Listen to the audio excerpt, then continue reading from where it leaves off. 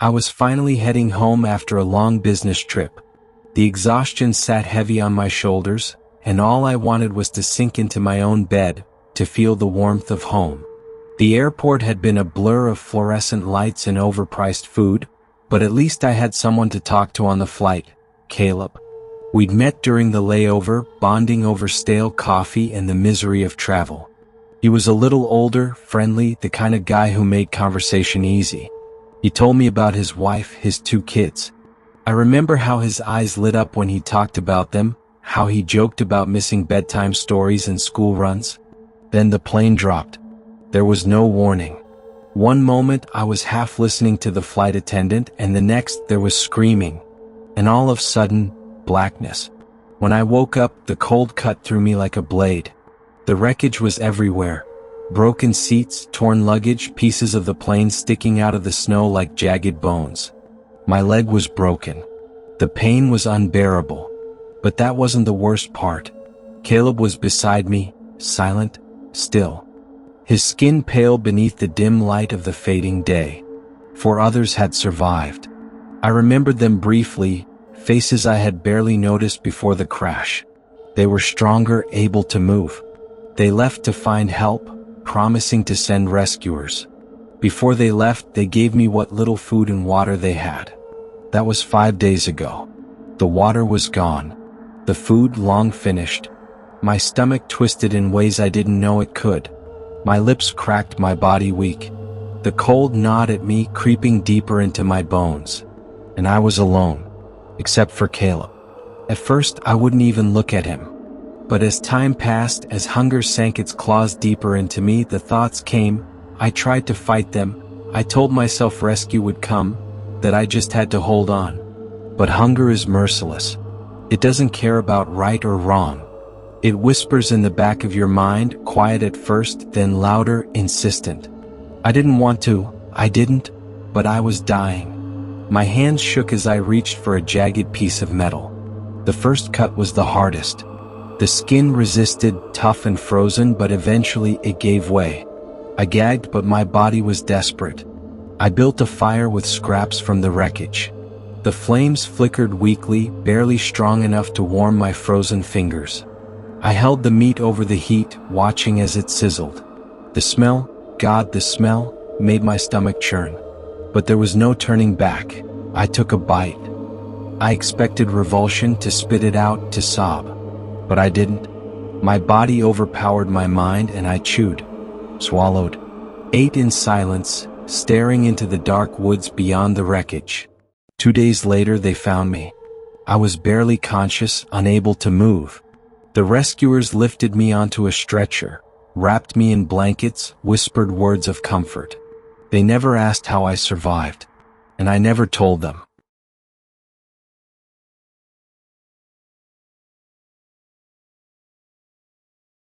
This happened last semester, and I still can't shake it. It was a regular hostel room, small with just enough space for the 2 of us.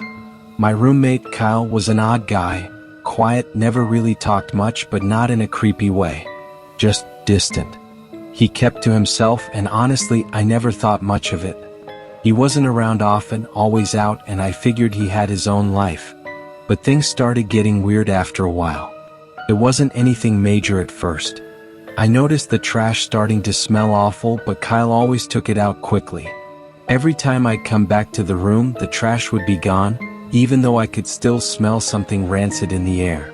I shrugged it off. Maybe he just had a thing about cleanliness. Then came the night I discovered it. I'd been out all day, and when I came back to the room, Kyle wasn't there. I was starving and just wanted a quick snack, so I went to the fridge. There was a container of leftovers in the back, something I hadn't seen before.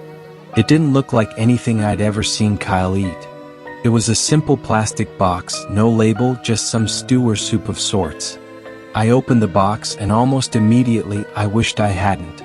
There, among the thick brown liquid, were what looked like fingers, human fingers. Small, pale, and almost delicate. My stomach turned, my blood ran cold. It took a few moments for it to fully register in my brain. It wasn't some weird prank or a bad joke. These were actual human fingers, and they were in my roommate's food. I slammed the box shut and backed away from the fridge, my mind racing. What the hell was happening? My first instinct was to go to the police, but Kyle wasn't in the room. I had no concrete proof, just this box of what I hoped was some horrible mistake. I tried to calm down, but everything started feeling wrong. The smell, the fingers, the way Kyle always got rid of the trash so fast. My gut told me this wasn't just an accident or some messed up food. Kyle was hiding something and I needed to figure out what. I waited for him to come back, and when he finally did, I tried to keep my distance. But I couldn't stop thinking about the box, about what I'd seen. I didn't say anything to him that night. I just kept my eye on him, watching for any sign. It wasn't until the next day that it clicked. Kyle didn't act suspicious at all. In fact, he seemed normal. Too normal. Like nothing had happened. He wasn't being evasive, didn't seem nervous. He was just going about his day like it was any other day. That's when I realized he was so casual because he had done this before. The next evening, I decided to check the trash one last time. Kyle had thrown it out earlier, but I couldn't resist looking. When I opened the trash bag, my heart dropped. There were more pieces of human flesh. Small bits like parts of a hand wrapped in a plastic bag. I immediately left the room, went to the nearest police station, and told them everything. I didn't have direct evidence, but I showed them the box and the pieces I'd found in the trash. They took it seriously and investigated immediately. Turns out, Kyle wasn't just a weird, quiet guy. He'd been doing this for months. They arrested him that night. He didn't fight back. As for me, I couldn't stay in that hostel. I moved out that night and never looked back. It's been months now, but I still get chills when I think about it. I've never been able to eat leftovers the same way again, and I don't think I ever will. I'm just glad I trusted my gut.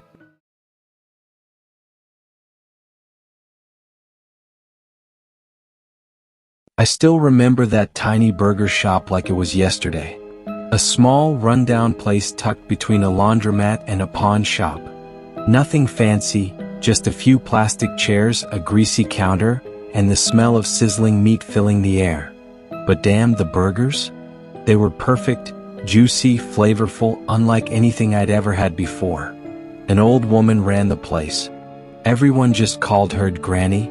She was always there, always smiling, flipping patties on that rusty grill.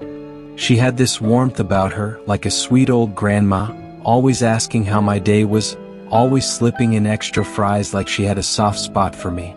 For almost 2 years, I ate there almost daily. It didn't matter if I was short on cash. Granny always let me pay later. That place became my comfort spot, my little escape from everything else. Then life happened. I moved to another city for work and lost touch with my old routine. I missed those burgers, sure, but I had new places to go and new things to do. 3 years passed before I finally visited my old neighborhood again. And the first thing I did was go looking for Granny's burger shop. But it wasn't there. The shop was still standing, but it was abandoned. The windows were boarded up and yellow police tape stretched across the doorway. Confused, I asked a guy at a nearby convenience store what happened. His expression changed instantly. He looked at me like he wasn't sure if I was joking. "You don't know?" he asked. I shook my head. He hesitated, then leaned in a little closer. Granny got arrested. They found out she was putting human meat in the burgers. I felt my stomach drop. I laughed at first, thinking he was messing with me, but he wasn't. He told me the whole story, how people had started going missing, how the cops eventually searched her shop, and how they found remains in the back. Real human remains. I stood there, my mind racing, my stomach twisting in knots. I had eaten those burgers for years. I felt sick. I wanted to throw up right there in the street. My favorite burgers, the ones I had craved, the ones I had loved, they had been made with people.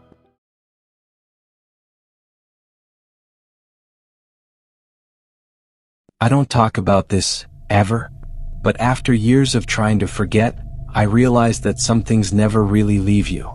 They just sit inside waiting, festering. And sometimes they come back when you least expect it. This is one of those things.